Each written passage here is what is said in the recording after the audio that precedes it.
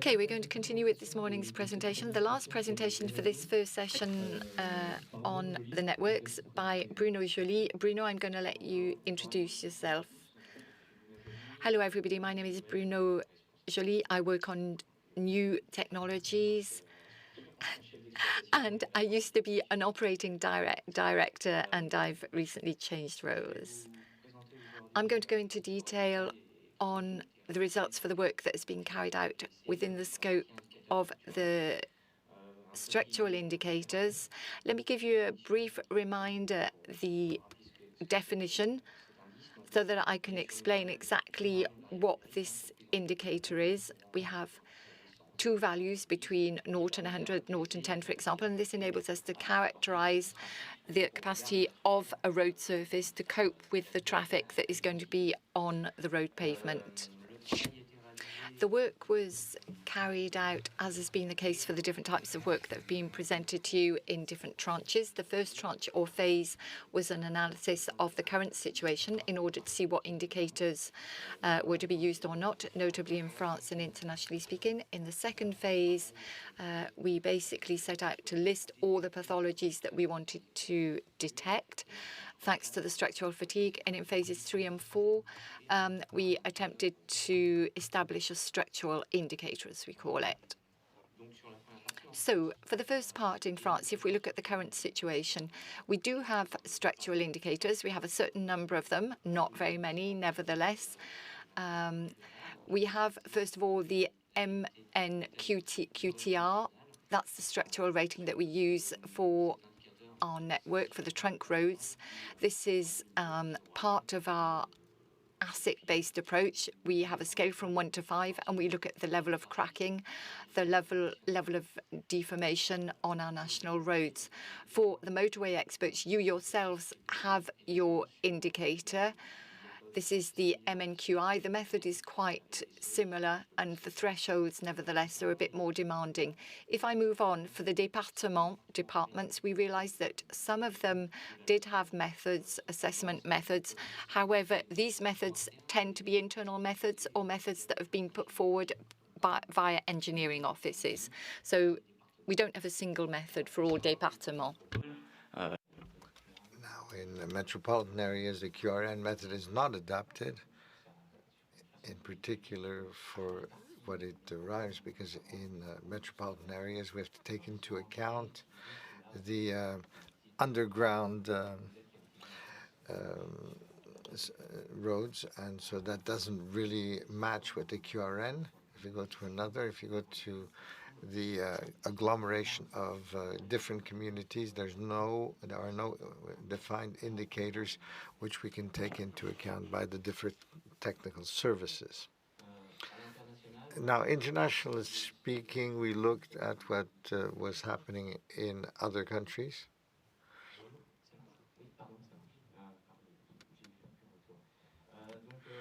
So we looked at similar networks. In Germany, they have a structural indicator, which comes from two specific indicators. They have a global indicator from those two in terms of use, and one is the structural quality of the roadway.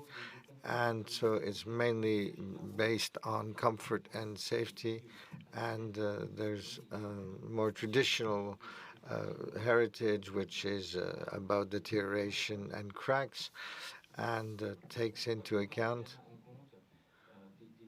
notions of age, the different layers and thicknesses. So it's a more complicated method to implement. There were also at the European level cost 34 project, which was supposed to put into to implement performance indicators.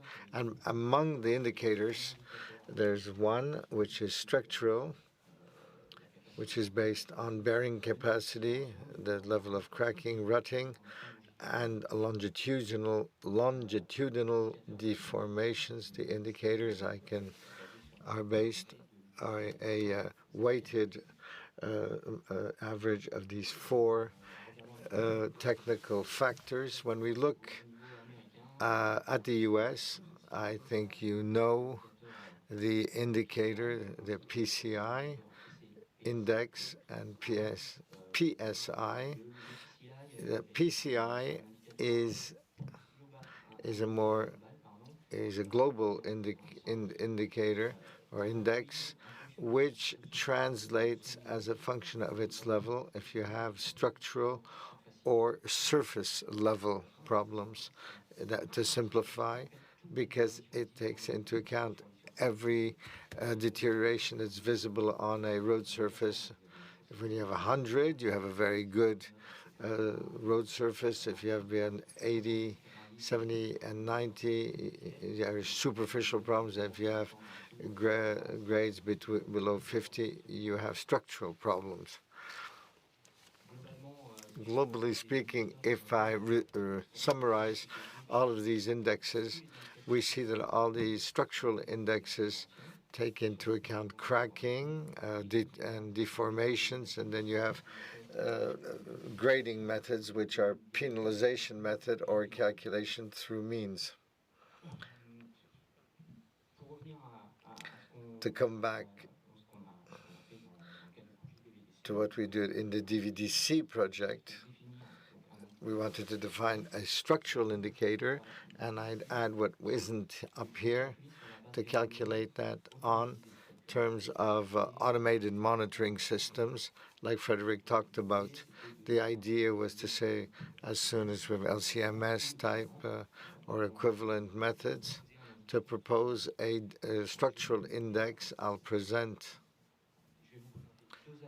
two approaches, the CIRMA approach and at the same time what we implemented in DVDC. RMA is based on a 3D monitoring system with sampling, that EAGLE 3D, which has automated of cracks and deformations. The advantage, the deterioration and deformation, the method that we've implemented, the CIRMA developed a method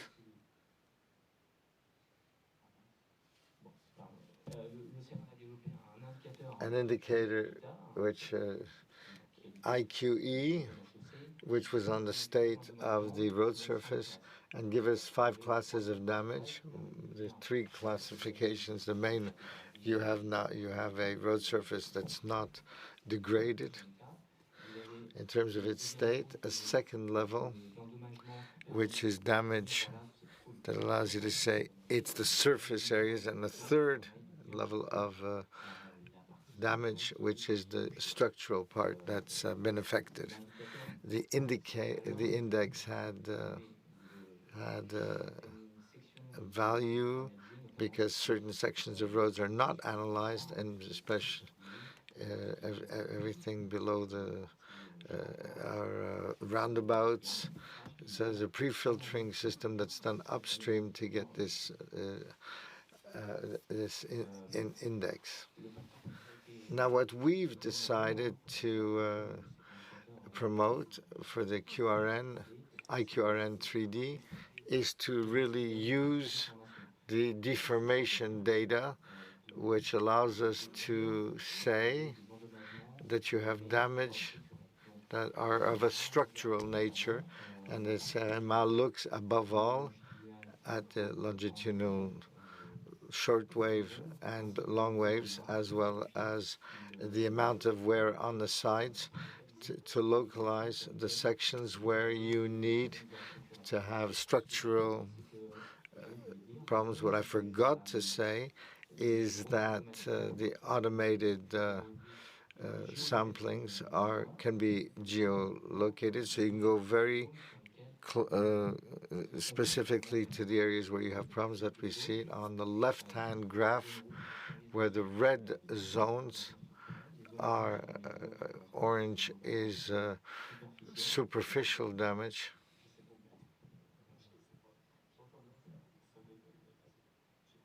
This is fine. Just talk above. Sorry. So I was saying that on the graph on the right, you see the localization of where you have structural damage, and that's in red. The index that we have, or the indicator that we have, can be converted as a 200-meter section graphics, and we give you different classes of damage. So on the green, red, or yellow and red gives you the level of damage of each section.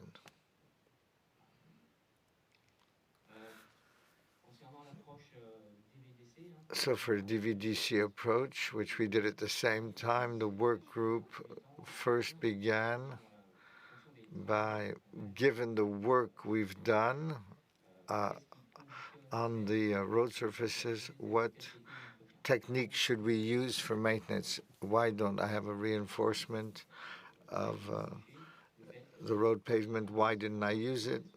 We proposed that solution because we realized, because two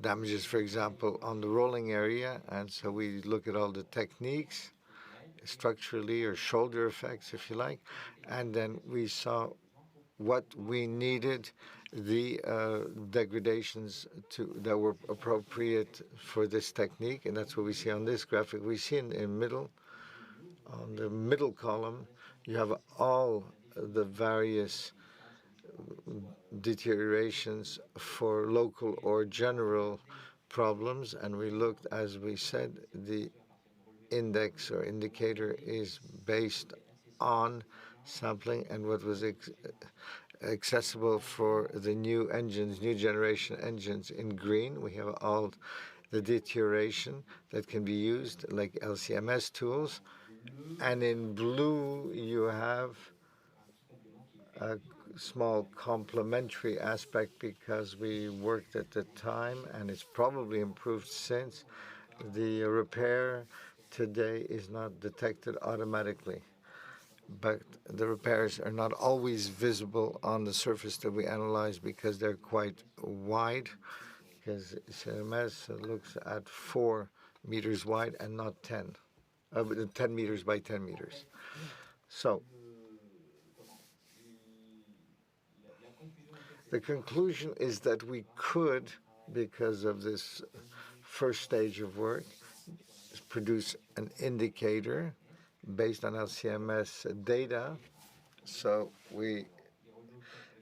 LCMS allow us to give us much more information than visual observation, and we look at the whole surface of the lane or the road, and we can, when we exploit all the surface elements, because we can identify the exact areas where there's deteriorations in terms of methodology for the indicator. We use the geo-referenced work Frédéric talked about with this grid system, how you can identify and associate severity to levels of cracking and deformation. So the idea here is to combine this set of information to give you a structural indicator. It'll be maybe a little clearer on this image.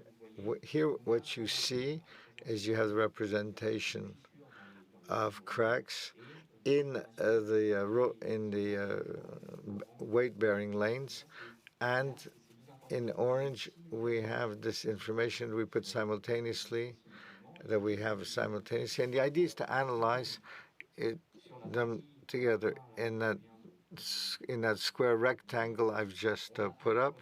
We have deformation, and we have cracking, and in some part in the blue we have only cracking, and on red we have deformation. So this is a section where we'll do general work, but the idea is we can exploit the fact that we know the localization and the level of severity of these deteriorations, so we can adapt the best and the most relevant solutions. So the indicator, as we propose, is good, rather bad. Rather than give you a sort of kind of scholarly, we have the idea was not to have a grade, but to characterize the surface. And so the idea is to cross, as I showed you, the level of severity of the cracks and deformation, and then based on the decision-making table on the left, we can then we're looking at the surfaces by section, saying, I have so much surface in this sector, that's gravity 3 to 1, and then with a decision-making tree, which you see on the left, on the right. These are values which will help us to finalize if you have more than 15% or 20%, X number of percentage of severity in any section will characterized as saying that it's a bad structural condition, and then we'll take this decision-making tree to decide where to intervene. So we're looking at the surface here. In terms of the conclusions, we see that with LCMS type monitoring systems, we can be much more precise in how we can identify and characterize. We have a simultaneous way of showing different deteriorations and pathologies, which can improve maintenance, and their use if we really have regular monitoring of the road surfaces every 2 or 3 years. That has to be defined. We have to think about that. We'll be able to measure where the evolution takes place, and if we see there's very fast evolution, we can intervene more quickly. So for the follow-up, the idea is to look at the different thresholds, and these thresholds will be adapted in terms of the type of road network we're talking about. I would just add that the LCMS is above all used in larger networks with a lot of traffic. So then the question is the structural index for smaller networks, which can't be used with this material, but that's not within the framework of this presentation. Thank you for your attention.